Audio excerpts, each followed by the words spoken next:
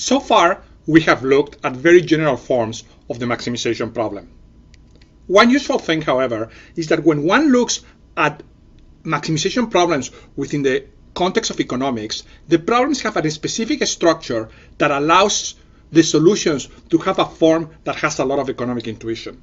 So what we're going to do for the next few minutes is add this economic structure into the problem to bring out that economic intuition. Let's take a look at what this additional structure looks like. Remember that the maximization problem that we have been studying so far looks like this. Maximize a function t of x over the level x of the action that you can take over its entire domain from minus infinity to plus infinity.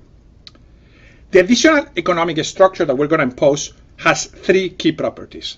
The first one is this one, which states that the objective function t of x can always be written or can always be split into two components, a benefit function and a cost function. The idea is extremely simple and very intuitive, which is that every time you take an action x is going to generate a benefit and it is going to generate a cost, and that the total payoff for the economic actor, a consumer, a firm, whoever it is, of taking the action is going to be the total benefits at level x minus the total costs at level x, and that adds to the total payoff t of x. I want to give you a couple of examples to convince you that this structure is really at the core of many economic examples of interest, and I would actually argue to most of the economic applications that we're going to do in this course. So consider first an example of a firm. In this firm produces some sort of product, and the level x just denotes how much to produce. The benefit is just the revenue of selling x units. The cost is just the cost of producing x units, basically the cost of production, and t of x is equal to the profit of selling those x units, which is going to be just the revenue of x minus the cost of x.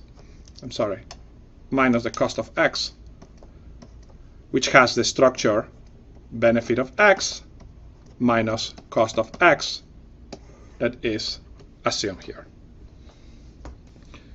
Now consider another prototypical problem that we're going to encounter time and time again in this course, which is the problem of a consumer that has to decide how many units of a good to buy in a particular market. And let's say, for example, how many units of computing power to buy, how big a computer to buy. In this case, x is the size of the computer, how many units of computing he's buying, and think of x equals 0 as no computer,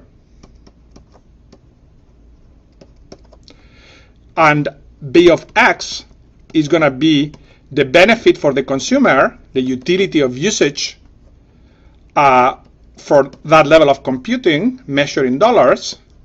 C of x is the cost or the market price of that amount of computing, again measured in dollars, and you can think of t of x as the net utility for the consumer of buying x, again given by the benefit minus the cost and measured in dollars. So once more we see that the problem has a very natural structure that divides the total well-being of the agent that the agent is trying to maximize into a benefit minus a cost, just as is assumed in the structure that we have imposed. The second assumption or a structure that we're going to impose is very simple. It just says that the action has always to be non-negative. In other words, the level of the action x cannot take a negative value. Normally, if x is equal to 0, this is interpreted as take no action, and then as x increases, that is interpreted as take more of the action. Now, this should be fairly intuitive why this assumption is part of many economic problems, given the previous two examples. A firm cannot produce a negative number. A consumer cannot buy a negative level of computing. The smallest action that they can take in both cases is 0. Now, the third assumption is perhaps the most valuable of all from a mathematical point of view, but also the less intuitive. So let's take some time thinking about it. First, let me just describe it to you.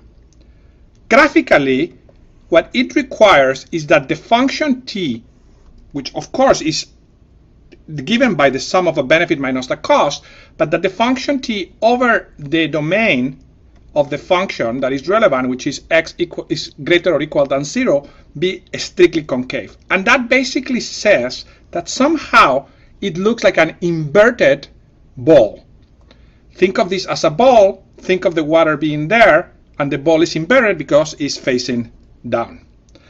If you care about a precise mathematical definition, it means for a differentiable function that t prima, the second derivative, I'm sorry, t double prima at x is less than 0 for all x greater or equal than 0. Now, you may be wondering, why in God's name does this total benefit function t of x is strictly concave in many economic problems? What does the economy has to do with an inverse ball or with the second derivative? Bear with me a second, it's actually pretty intuitive once you see what's going on. Remember that by the first property of the structure that we have imposed, the net payoff function t of x is equal to a benefit function minus a cost function. Now let's look at each of them in turn, the benefit and the cost.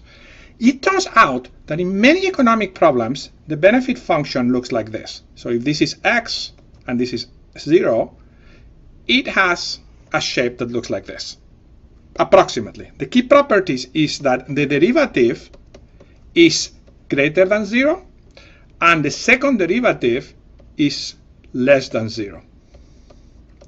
In other words, every additional unit of x that the individual x gets or does provides some additional benefit, but at an ever decreasing rate because the second derivative is less than 0.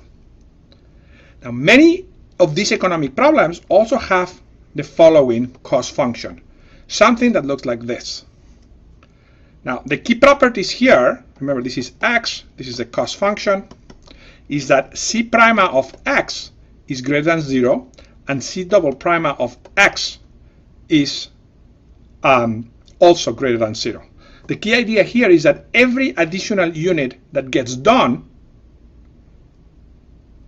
increases the cost, and that every unit increases the cost at an increasingly rate, so by more than the previous unit increase the cost. So for example here, the first unit increased the cost by this much, but the second unit increased the cost by a little bit more, the third unit by a little bit more, etc. That comes from the properties of the second derivative. Now look at what happens. Suppose that you're in a situation in which the natural economic structure has benefits and cost functions that look like this, and in particular, it is the case that the second derivative of the benefit function is less or equal than 0, the second derivative of the cost function is greater or equal than 0, and it is the case that not both of them are 0. So either this one is strictly less than 0, or this one is greater than 0, or both do not hold with equality. If that is the case, notice what happens. We know that that strict concavity requires the second derivative to be less than 0. But we know that the second derivative is going to be the sum of the second derivatives of b and c because of the additive structure of the objective function. But we know that the second derivative is going to be less or equal than 0 by this assumption. We know that the second derivative of the cost is going to be greater or equal than 0 by this assumption, but there is a negative sign there. So that means, given that not both of them are 0, this is less than 0, i.e., it is strictly concave.